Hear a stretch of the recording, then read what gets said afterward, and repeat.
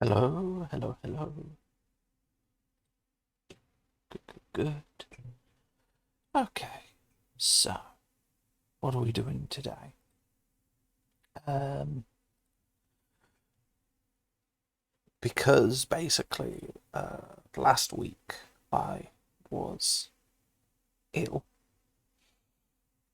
Um, it is very unlikely I'm going to get the adventure written in time for the game jam. So instead,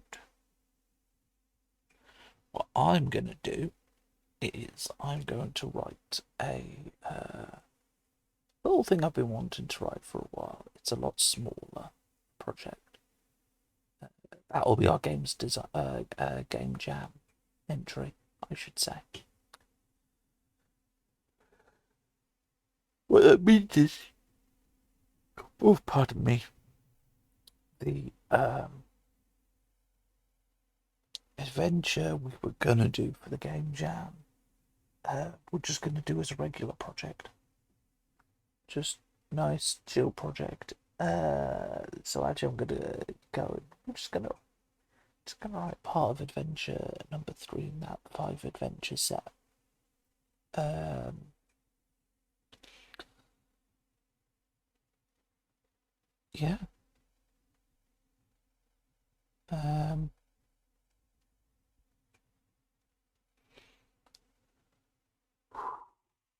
Sorry, everyone. Just oh, oh God. As you can tell, it's been a while since we've been streaming. Hi. Um, so a little bit tired because obviously I've been ill for a week, so it was the first day back at work today. Um,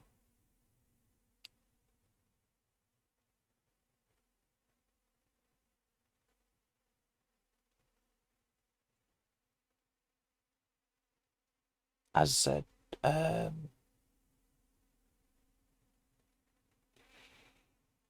uh, words. Um, yes. So obviously,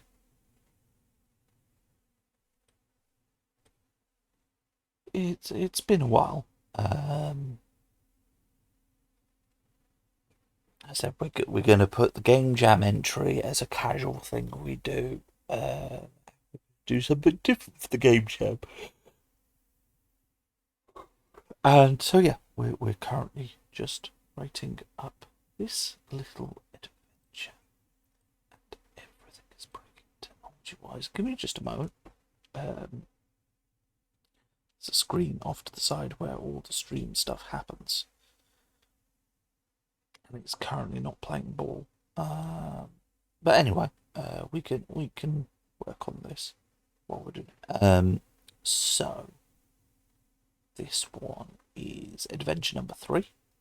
We're kind of skipping it because obviously we couldn't do it as part of the game jam because you can't you can't continue a project when you do a game jam.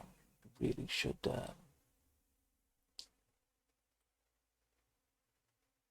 If you're going to do it, you're going to do something new. So,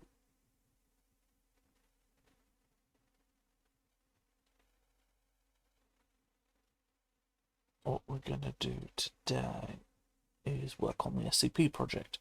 Um, at the moment, the main thing is trying to work out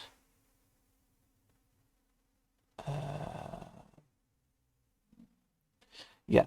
So the plan is for the game jam entry, we're going to I'm going to write up.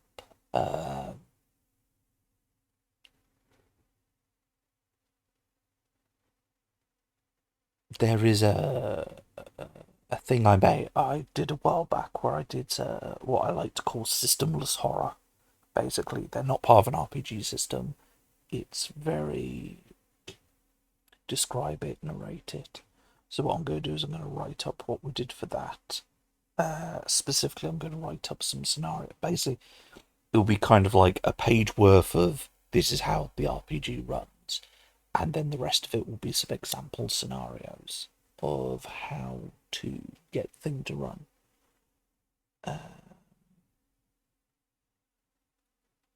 But that I can kind of do in my own time.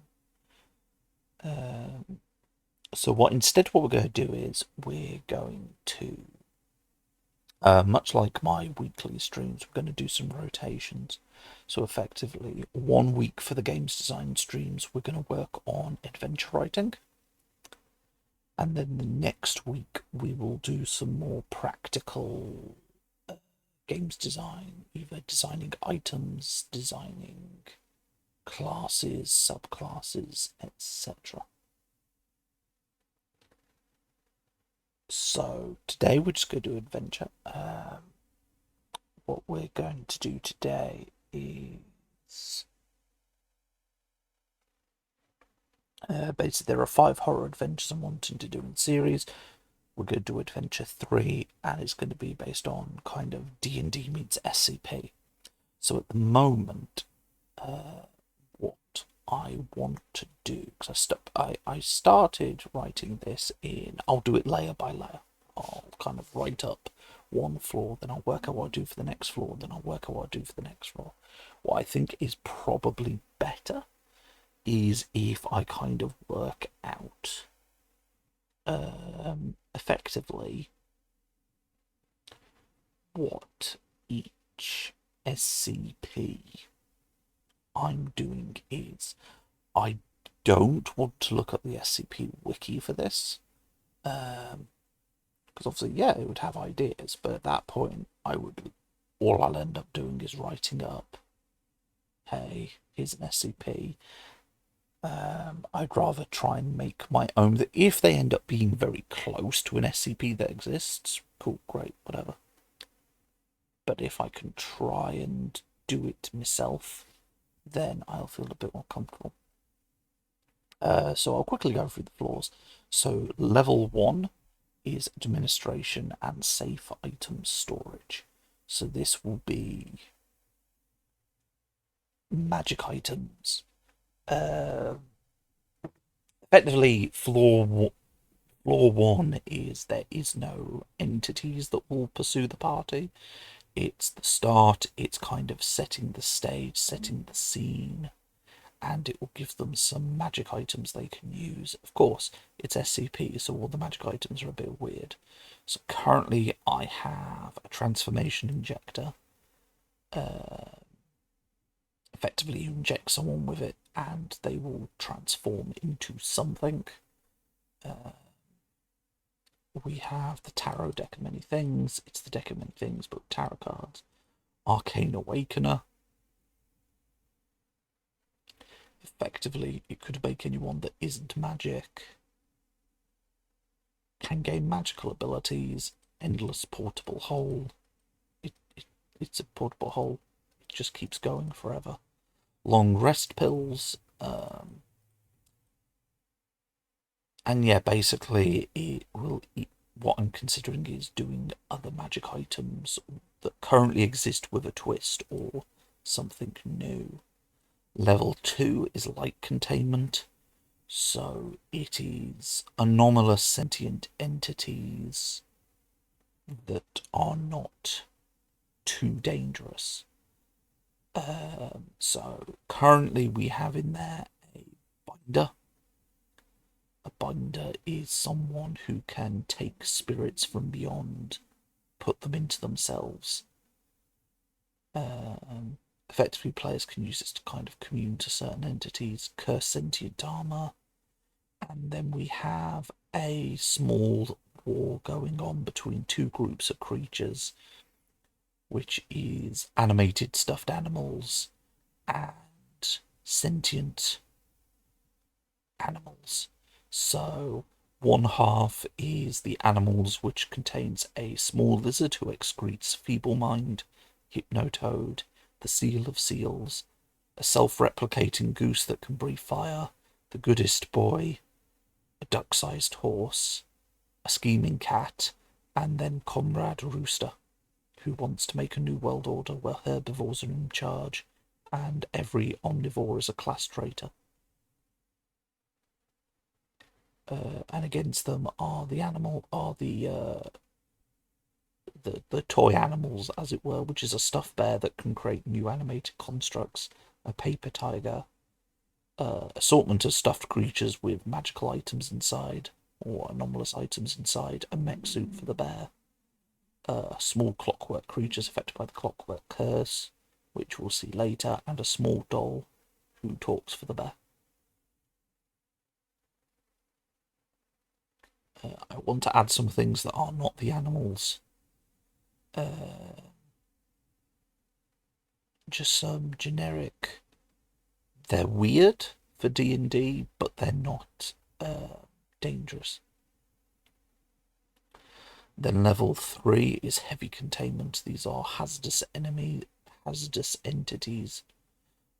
So currently my thoughts are a creature that's like the polymorph from Red Dwarf, an uncontrollable wild magic user who has their own wild magic table, and it's just constantly going off, and a human who heals via touch, but if you touch too much and the healing keeps going, eventually it goes from healing you to hurting you. Then you have heavy containment level 4, which is hazardous pathogen storage, isolation, and testing. So these are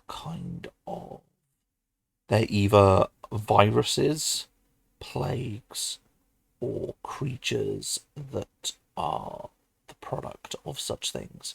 So you have the Soul Flare virus, which you have the Wildfire virus, the Zombie Plague, Abyssal Plague, Spell Plague from Forgotten Realms lore, and in there are different people being stored at different stages of the Slard and Illithid reproductive cycle.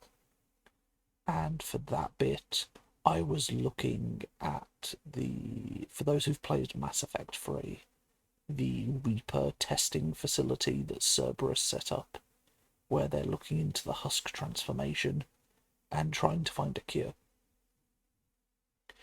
And then the bottom floor is warded containment, which is hazardous extraplanar entities.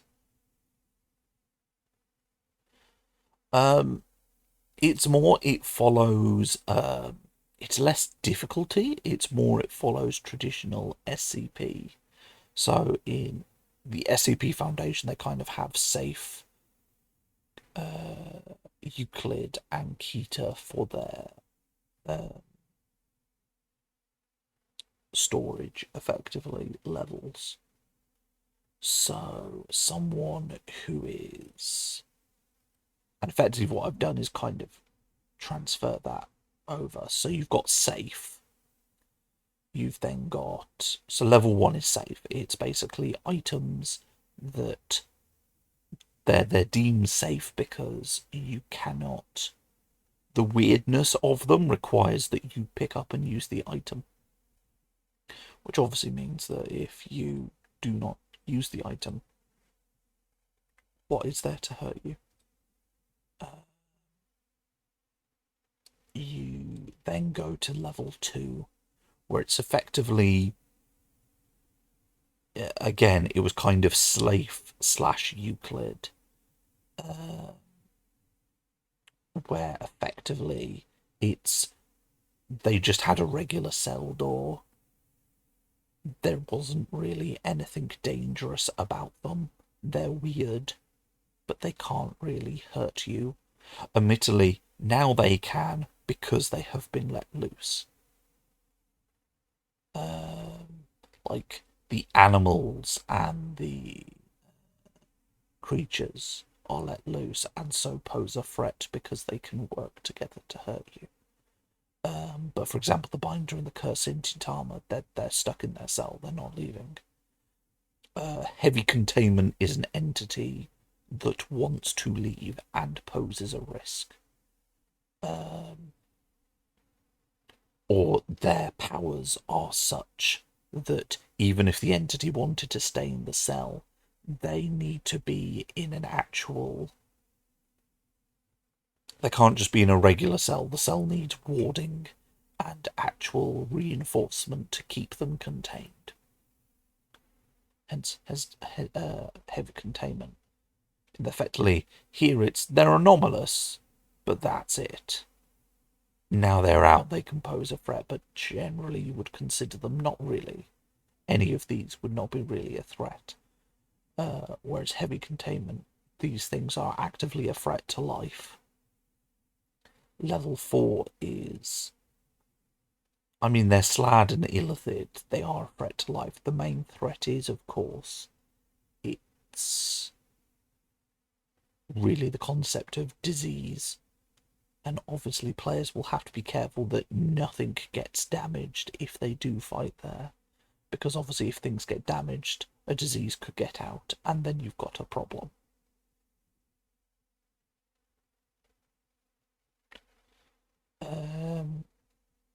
The main thing admittedly, some of the things will be... It's kind of level 3 and 4 are equally dangerous for different reasons. Like, you might have people partway through turning into a zombie, or a monster, or a Slard or an Illithid, because effectively they've been stuck in magical stasis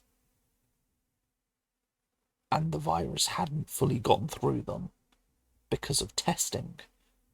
But now the stasis is broken because containment has been broken.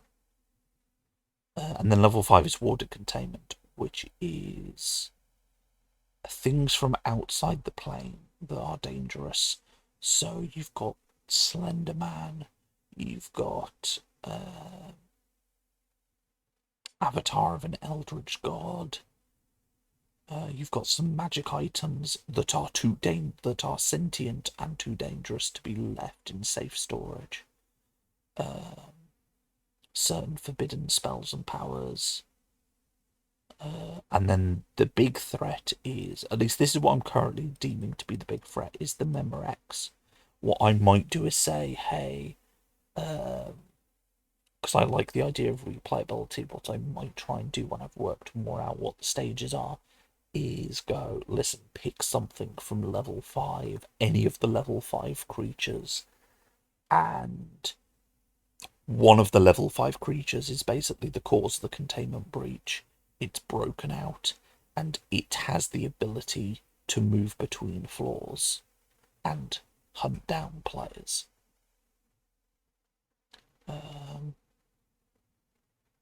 So at the moment I'm mainly just considering like level 4. I think I've got enough threats, because also you don't want too many viruses. I think the amount of viruses that I have is sufficient.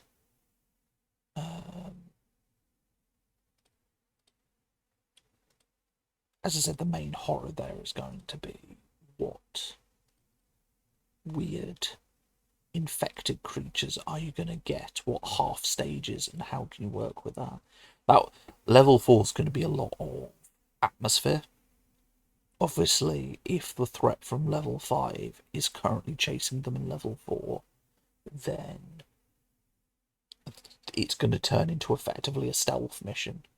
Like, part of my thought is it's obviously very much SCP containment breach, but you also have elements of like alien isolation.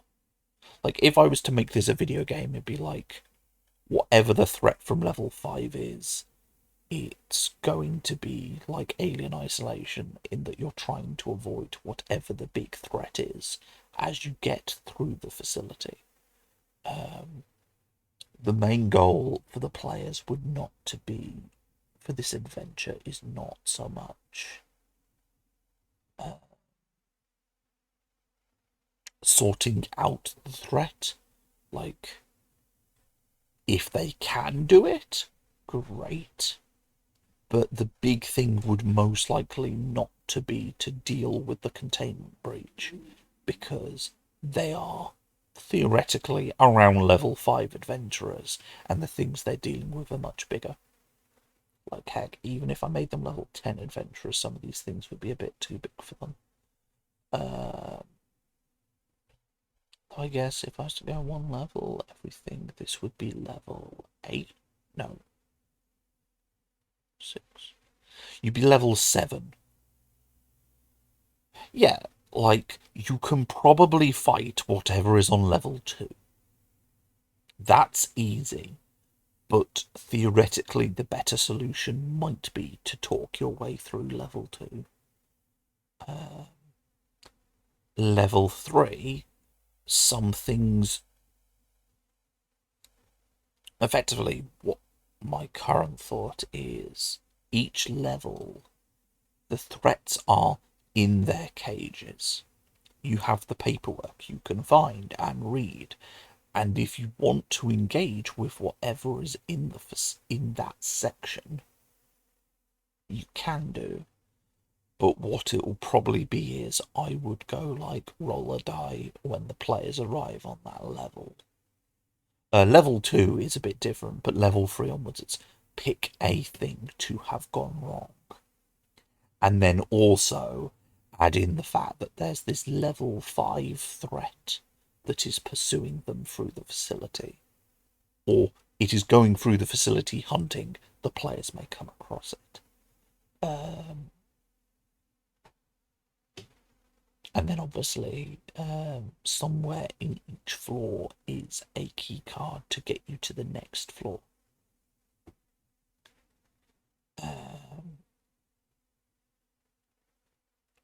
Yeah, so level 5, the threat that I would probably recommend chase people is the Memorex, which is a creature that kind of... It takes the form... If someone is near it, it can sense their fears and memories, and then change its physical form to reflect their fears and memories. If it is a memory that is also tied to fear, even better. And if you think about the fear or memory that it is embodying, or it has recently embodied, it allows it to sense where you are. And if you think its name or you think about it, you are very likely to actually summon it.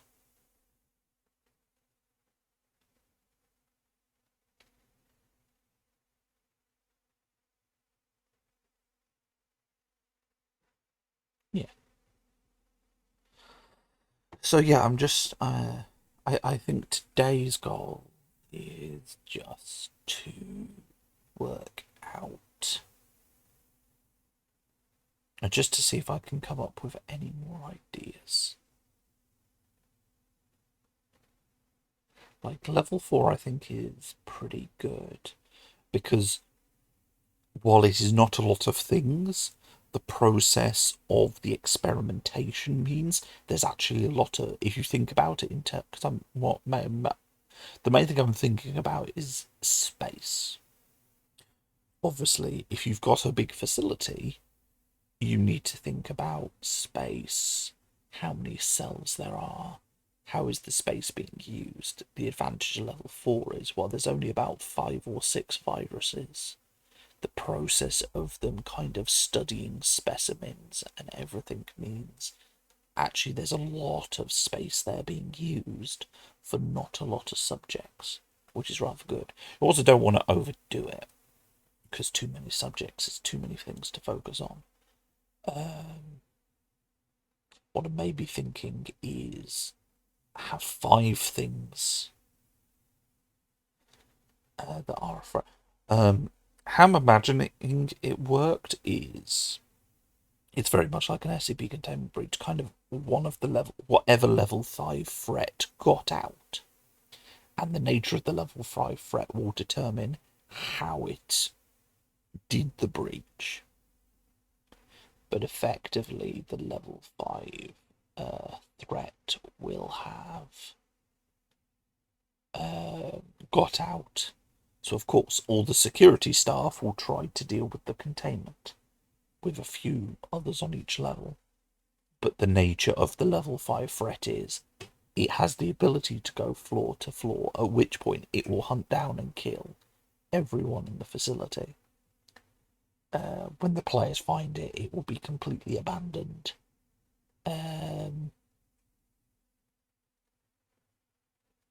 With just an automated alert, because what probably will have happened is administration staff will have fled the facility and gone to a secondary safe site.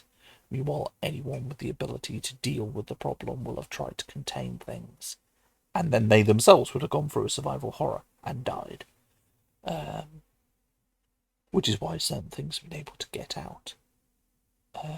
Certain, for example, the long rest pills. When the players find the container, some of the pills will have already been taken, implying that some of the items will have been taken to try and be used against whatever the threat was. So what my main thought is, I want to have roughly 5-ish threats on a floor.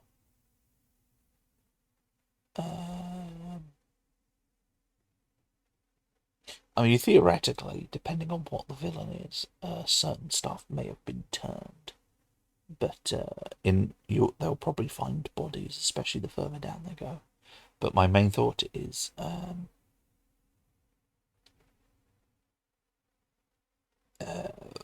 roughly have 5 threats per floor, 5 things that went weird.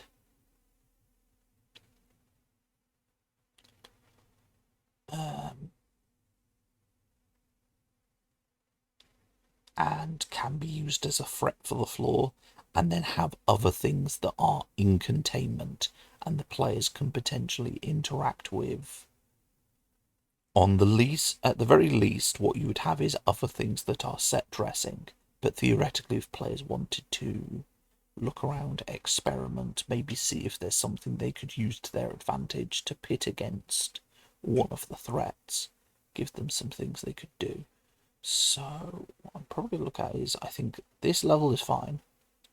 We have enough viruses there and enough things to play with.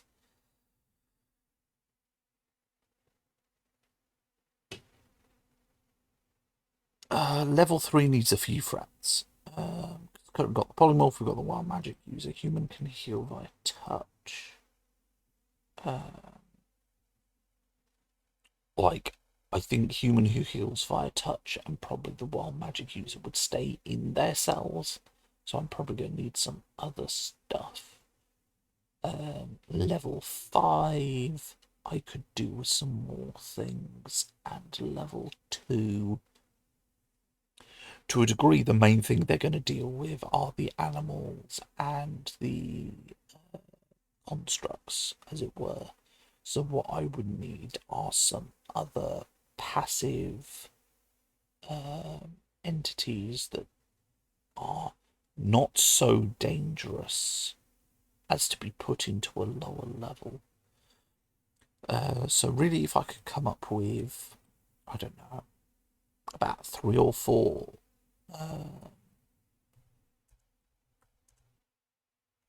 so if I come up with 1, 2, 3, 4 things for there. If I have,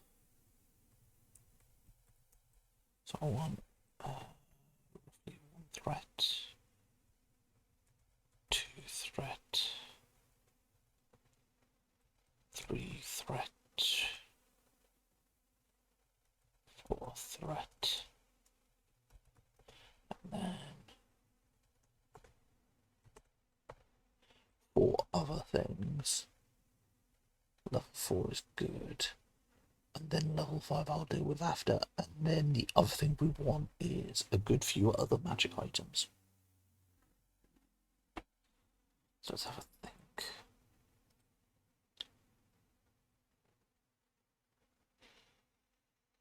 The big thing is it has to be something that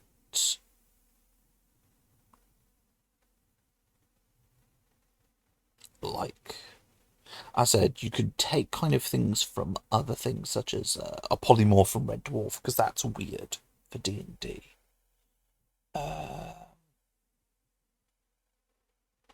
The big things are you've got to have stuff that we've got to have things that don't that are considered anomalous and weird for D&D, and that's the problem because D&D is pretty weird. It allows a lot of things in its setting.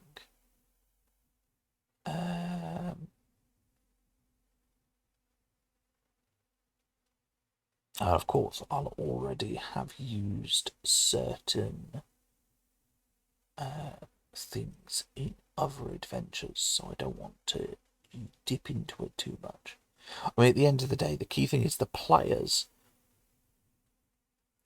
This is all to give something to the exploration level and to give some variance to the combat of it.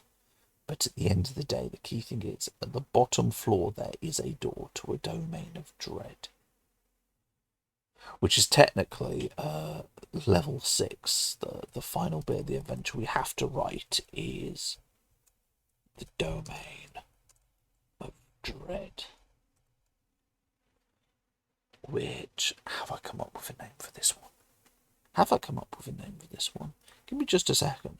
I can't remember if I've come up with a name for this domain of dread.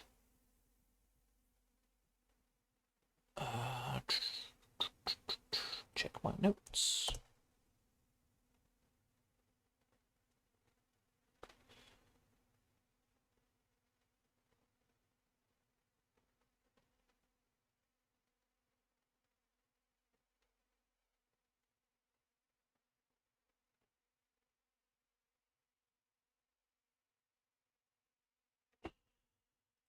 I do not wish to work. But yes, it's a domain of dread that is a giant library of occult and supernatural knowledge.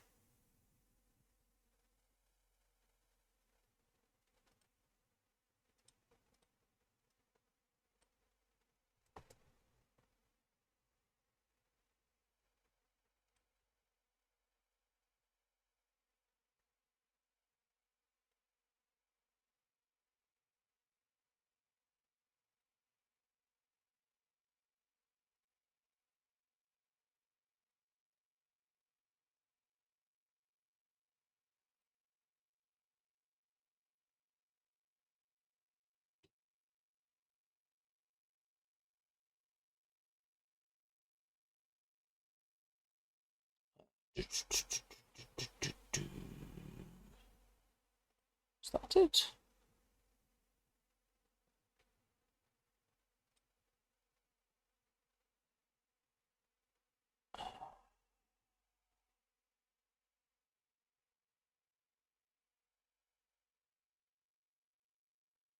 Ooh, I like that one.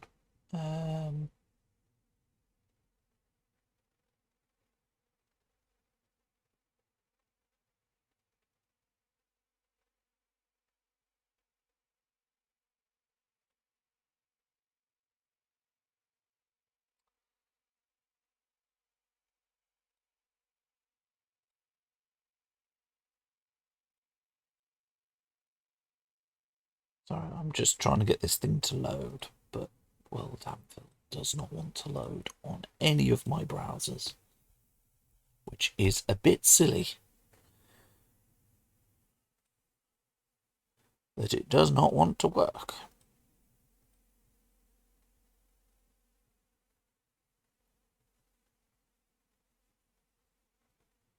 Okay, here we go, view world.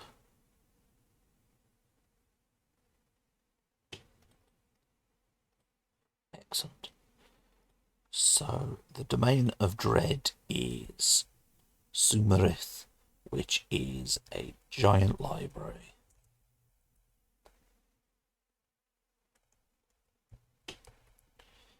And its big threat is, of course, librarians.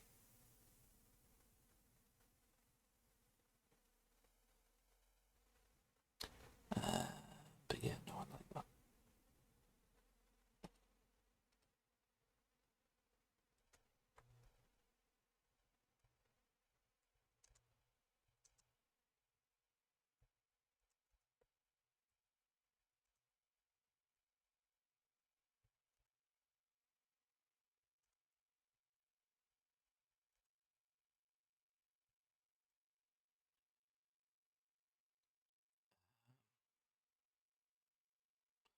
Ooh, that's a...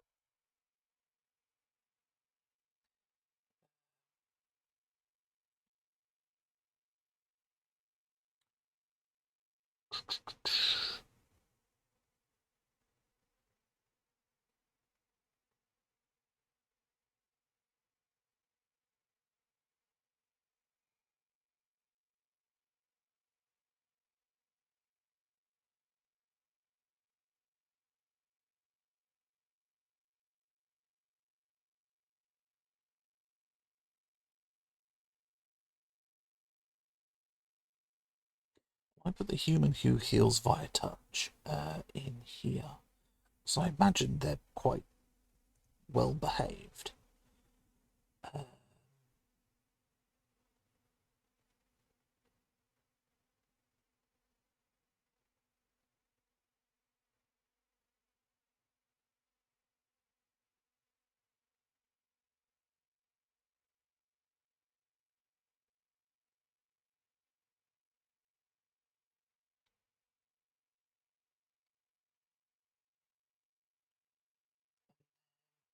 Parallel to the human who heals via touch.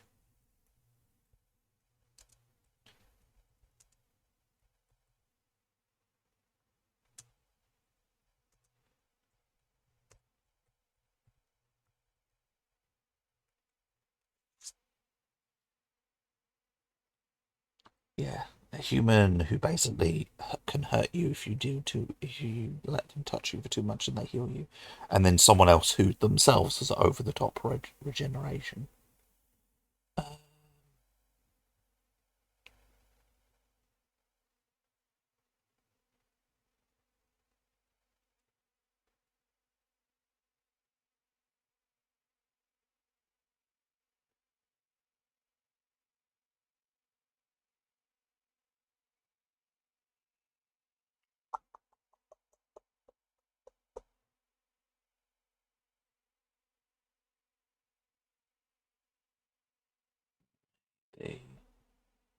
Um, I think I have enough animal stuff at the moment. Um,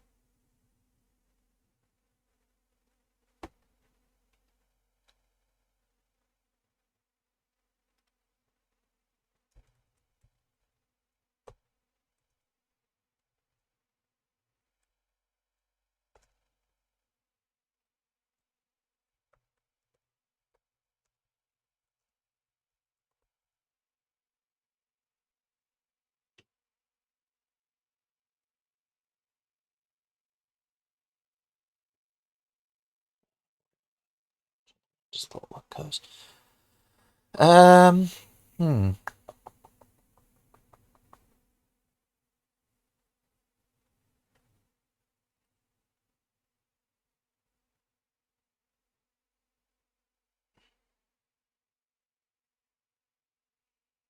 Has to be a sentient creature.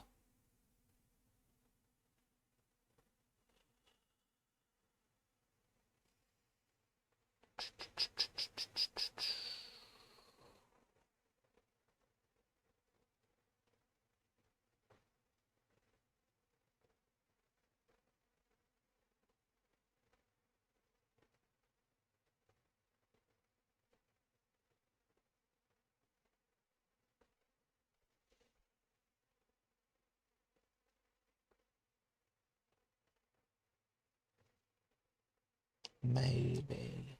Um,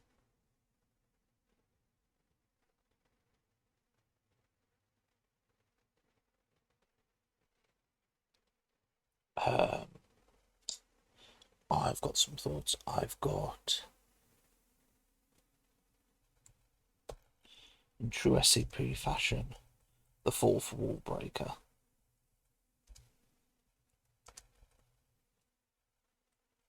Effectively, something that can see it is part of a narrative.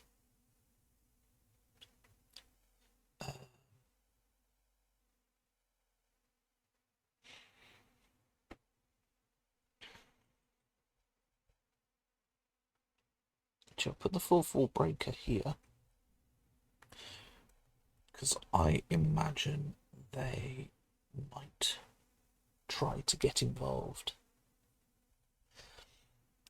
Less Deadpool, more. I guess kind of Deadpool, yeah. Uh,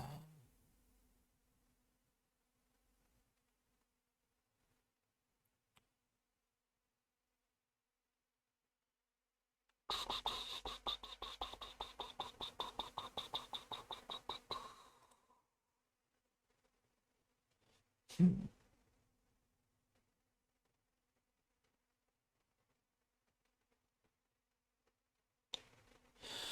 um, Entity.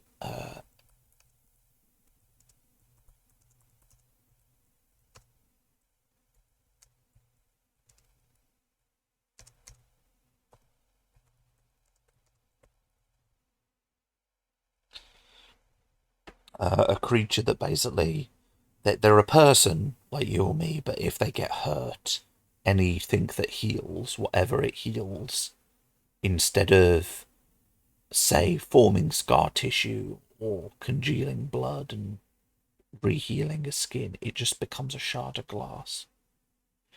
Because I think that's the thing to also remember with SCP is not necessarily is everything itself a weird creature. Sometimes it's certain things that you would normally have.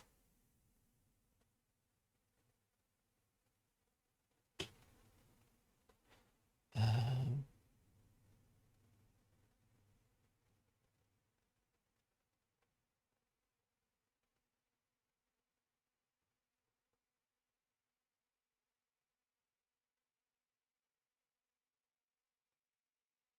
uh,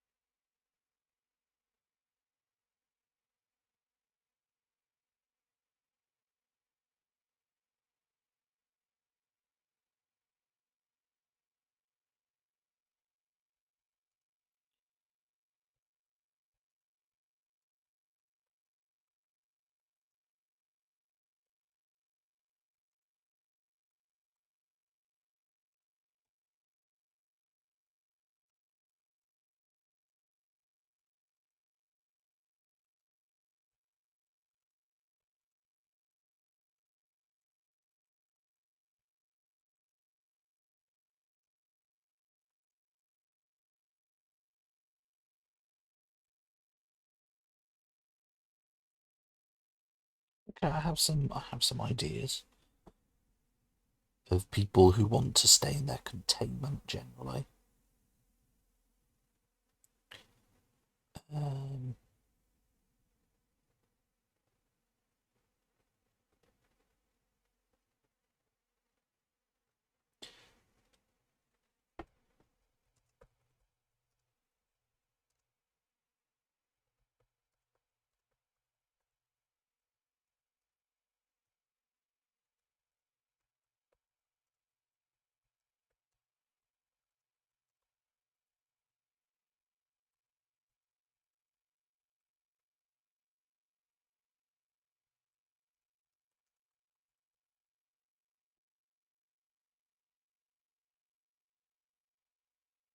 no, I guess that one could be considered a threat. I also kind of like the idea of just a normal person, a normal commoner who just really doesn't want to touch stuff. Yeah, that was the idea. It's why they want to stay in the cell. Is their effectively their containment unit is just an entire field of mirrors.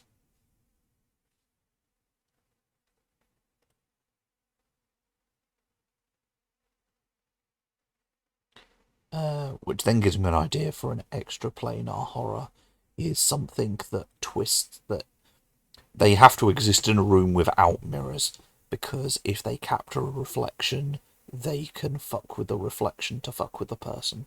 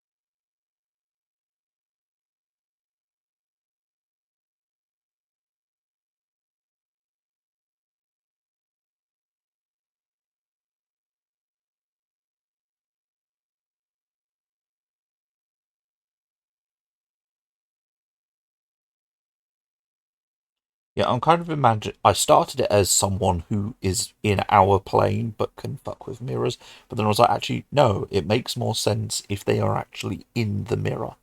Effectively, they can transport from one reflective surface to another, as long as effectively how they would move is, for example, say a fighter has a very reflective metal shield. Well, as soon as the reflective shield reflects the image in the plane of glass this entity exists on, they can go onto there. And effectively, they can move from reflective surface to reflective surfaces when the reflections meet. And they can fuck with anything that is also in the same reflective plane that they are on. Which is horrifying because the players then sat there going, well, shit.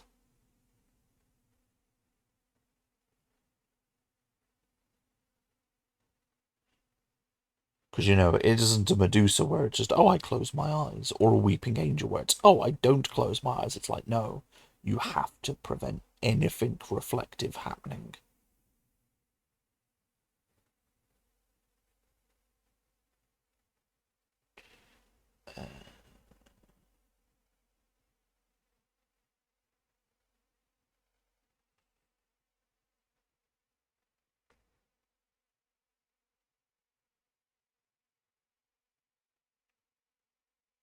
Because,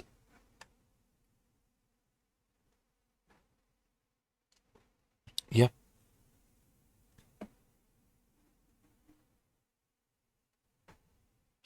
what I'm probably going to do is leave it to the actual dungeon master. Like, what I'll basically do is I'll give them what I'm thinking I'll probably do for the introduction is basically go, listen, as a DM, pick or roll, if you want it randomized, one of the entities to be a threat. Look at the entity's effectively SCP file, and then we'll give some suggestions, but you can just come up with your own inventive. How the fuck do they containment breach? And leave it up to the DM to kind of develop that threat and develop how they'll. I think each one will have its own way of moving about the facility and pursuing people.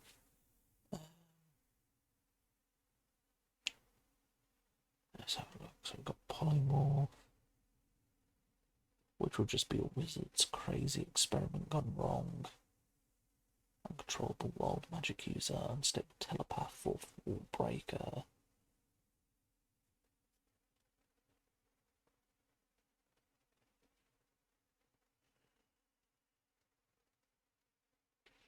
At this point, they are breaking the laws of D&D, but in a manner that is directly harmful to others. Because I think how I'm imagining this is less necessarily we have to keep these things secret from the outside world. Like, it isn't SCP where it's secure, contain, protect, where it's kind of like everything has to be kept secret to maintain an order of normality. Like, some of these things you probably do actually have to keep secret because their knowledge would cause issues. But a lot of these is more, no, just they're far too dangerous to be allowed to exist in the world.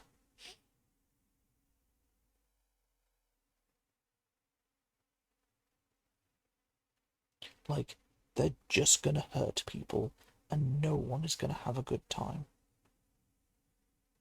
Like the uncontrollable wild magic user. Everyone knows wild magic exists, but someone that literally has zero control over it and it is constantly going off is just too dangerous.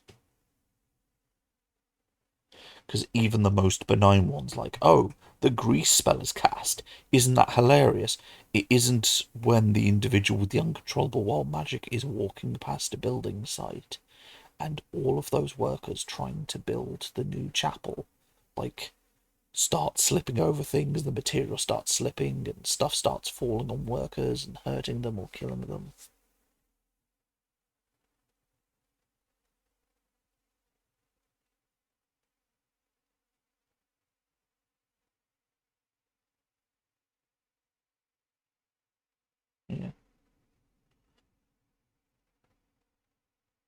I mean, you kind of see that with the level 4 containment where they're trying to do the viruses and they're trying to just find cures to these uncurable things. Uh,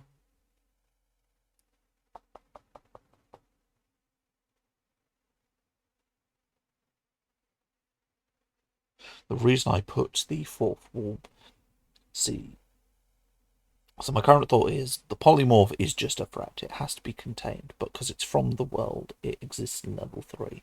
The uncontrollable world magic user is, and the unstable telepath, it's less that they directly are a threat to everyone, it's more level 3 has the more advanced containment, and they probably need the extra shielding that those kind of cells come equipped with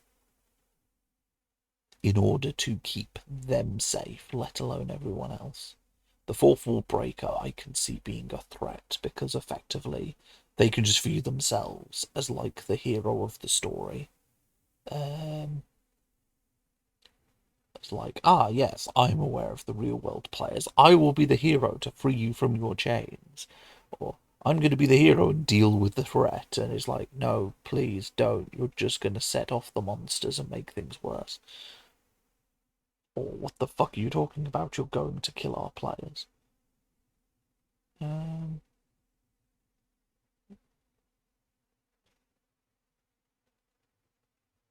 like, I also see them effectively, if you've watched The Emperor's New Groove, having the ability to, like, have powers that just warp reality.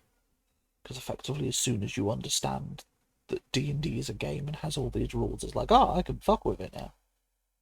Like, they get their own house rules and can enforce their own house rules on others.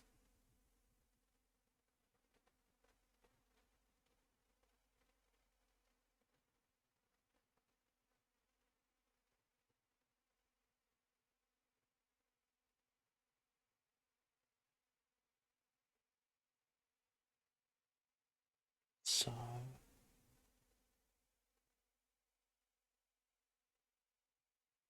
like, the fourth wall breaker, it can be a help or a hindrance. It's probably like, DM, just have fun with the character. You can make them a bad guy, you can make them a good guy, you can make them comedic relief, or you can make them this annoyance that the players just want to leave in the cell. It is entirely up to you. Um,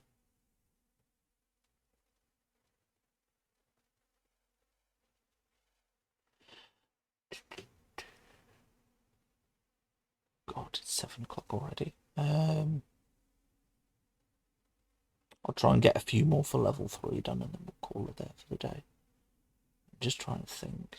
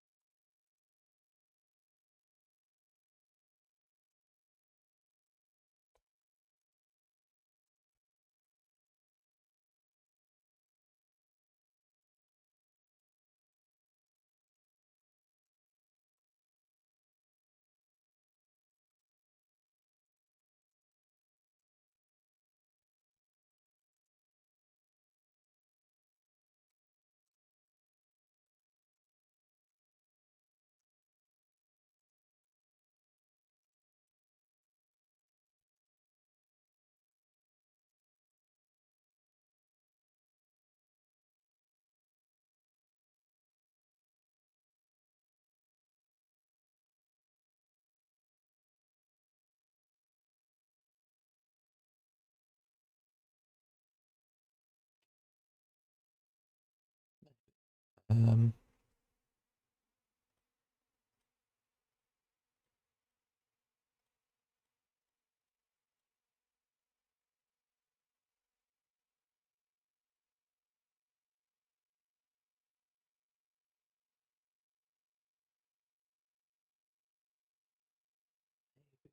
um, yeah, it just suddenly, I kind of took inspiration from an enemy in a comic I was reading, and it's like, yeah, effectively, it's a construct that will store the soul of the creature that died near to it. Most recently, if another creature dies, the old soul gets kicked out and goes to the afterlife. The new soul takes the place, and effectively, the the construct is that person. Effectively, they just have a mechanical body to operate. But if the soul doesn't keep control, it will try to then eat the nearest living creature, and if it kills them, the construct becomes effectively takes the form of the body of the soul that's currently inhabiting it, and the body then turns into the construct, with the soul already being filled by whoever was just killed, in just a horrible bit of body horror, as the construct becomes a person and the person becomes a construct.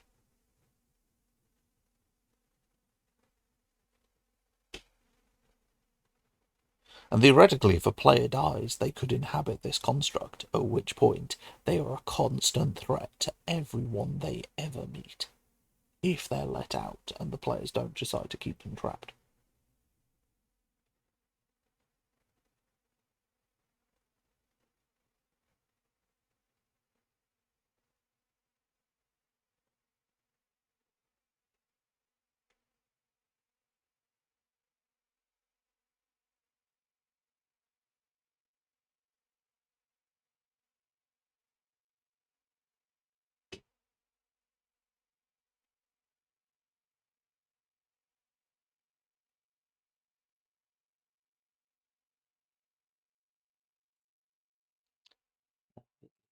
You would have some creatures in there. You don't just have to have sentient creatures for the hazardous entity. But they do have to be of this plane.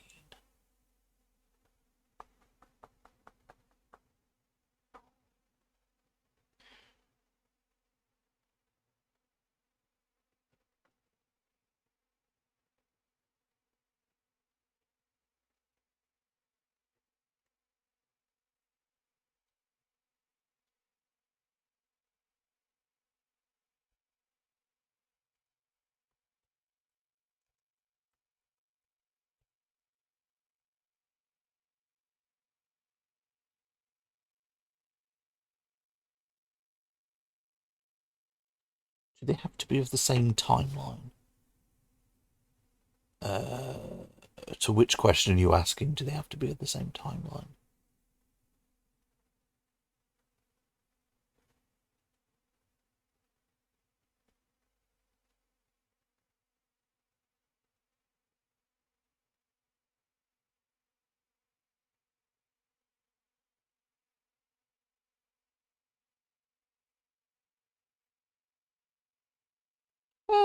I would say they probably you can have time shenanigans happen. Uh,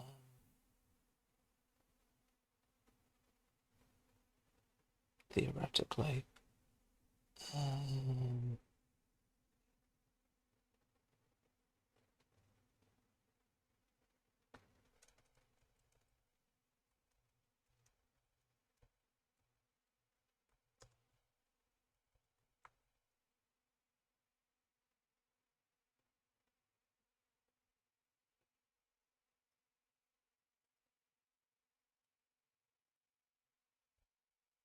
you don't want that to be considered a threat.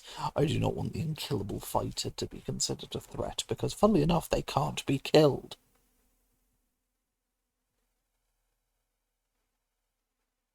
Um, hmm.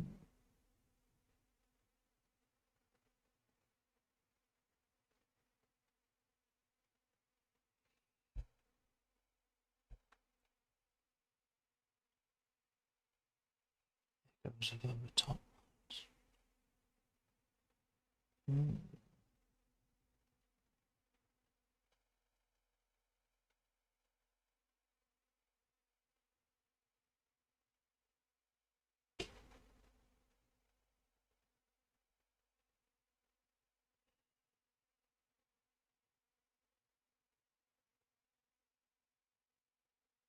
Just trying to think how that would work. Um,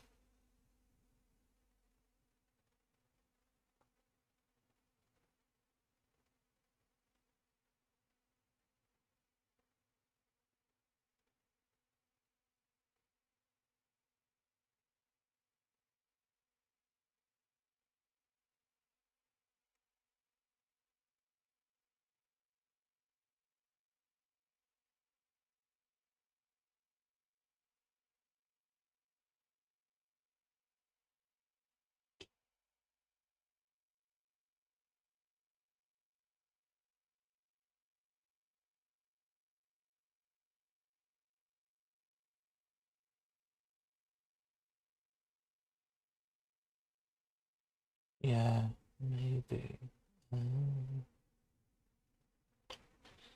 I'm going to put that under level 5 threats.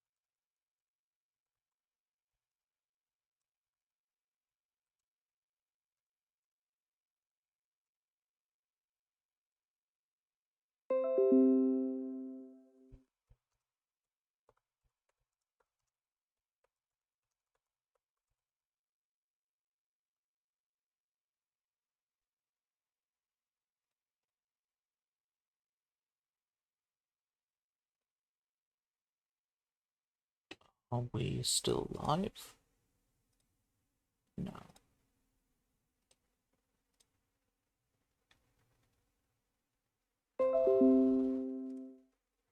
Are we back?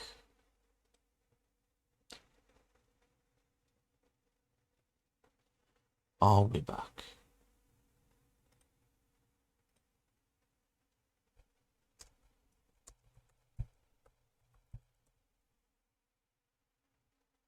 Stream died, but we are back. Excellent.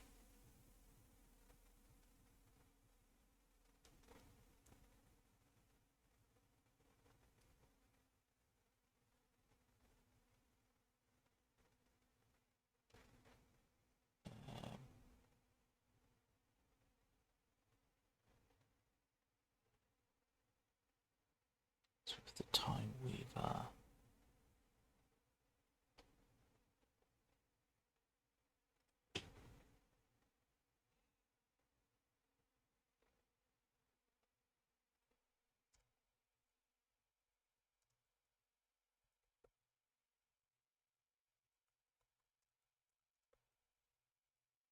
Actually, yeah, we can have him as a threat because it's literally a threat that is based around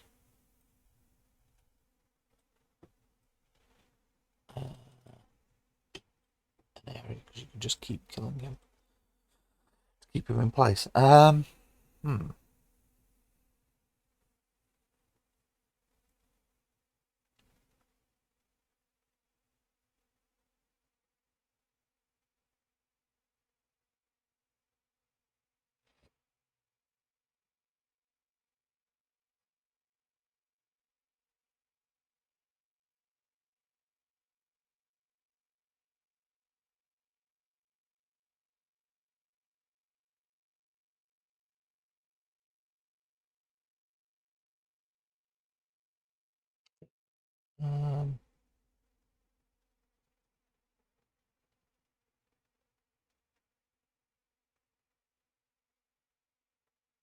so the time weaver who can fuck with the threads of fate and time.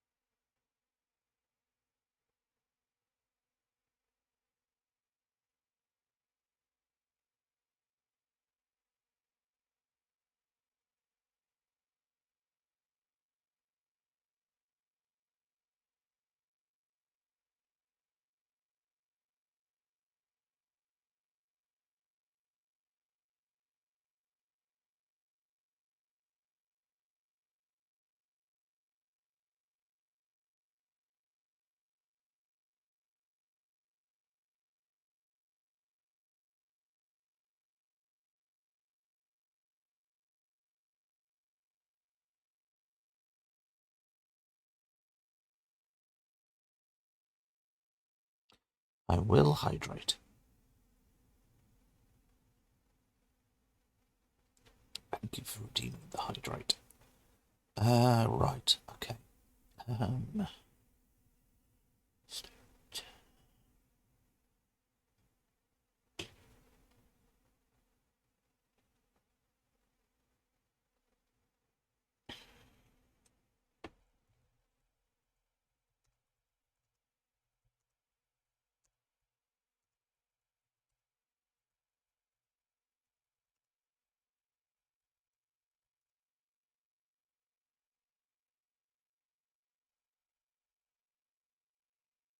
Specifically a threat if they try to long rest.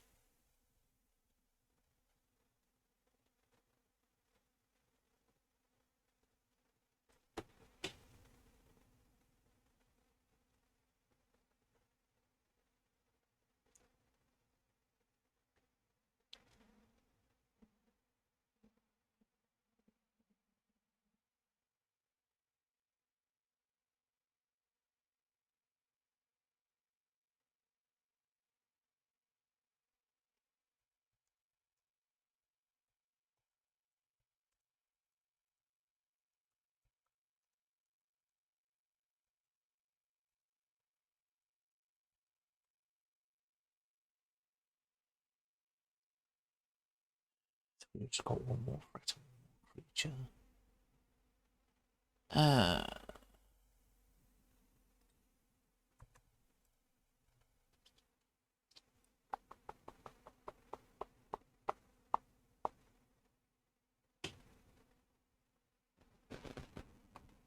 To come up with.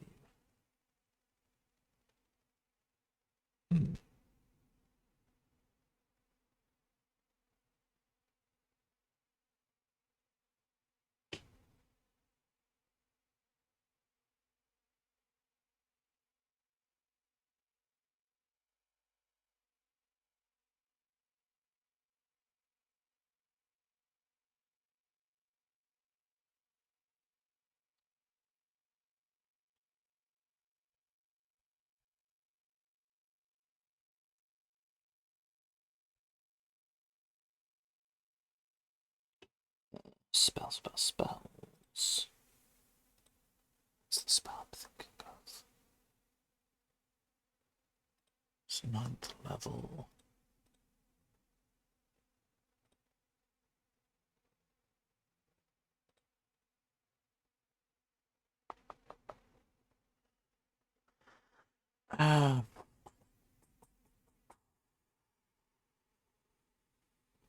Is it True Polymorph I'm thinking of? Might be True Polymorph.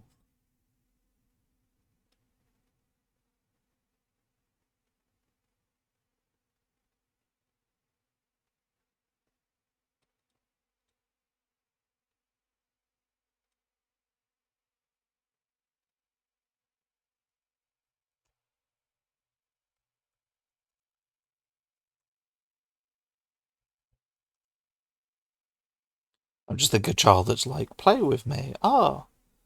And just as they imagine the friends they're playing with, they can literally transform people into whatever it is they think they're playing with based on their imagination. So if they're like, come join us for the tea party, and they're like, so how are you, Mr. Bear? And then you literally get turned into a brown bear. You know, it follows the rule for True Polymorph. It might last more than an hour.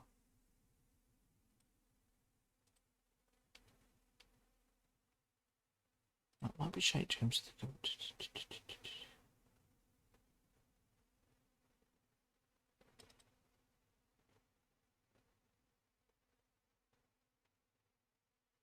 I think I'll keep with True Polymorph because I think you get to keep your mental stats.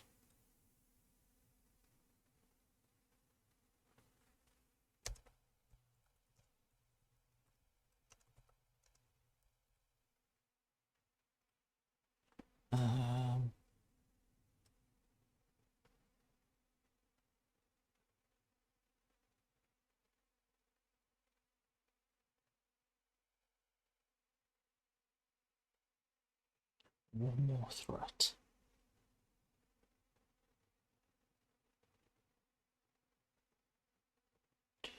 or threat that could be described.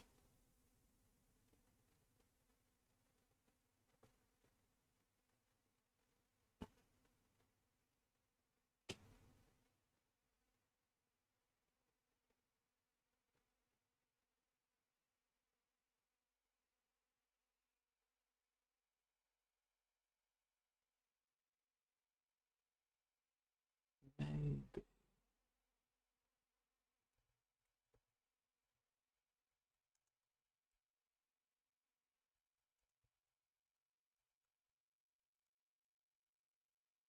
Ooh.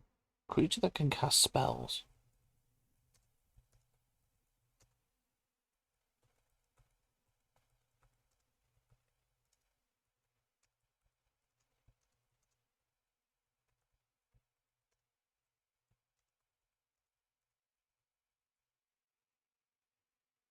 So it grows by having magic cast on it, and then it can effectively cast whatever spells have been cast on it in the past, while also being able to cast them at a more powerful level.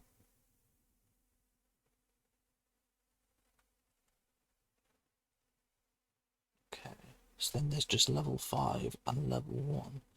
But it is 20 past 7, so we've been going with this for over an hour. I think we have done good work. We've come up with more horrible things for players to have to deal with. Um,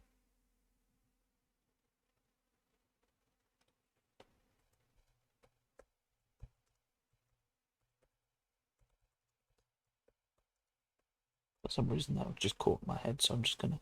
Anyway, right. So with that, let's have a look.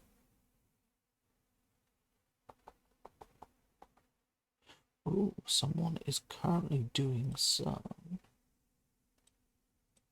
Let's have a look. Shelley Von Miller, it looks like it is doing some. Writing this out quick. Check a second before we agree to raid. So we'll go with them.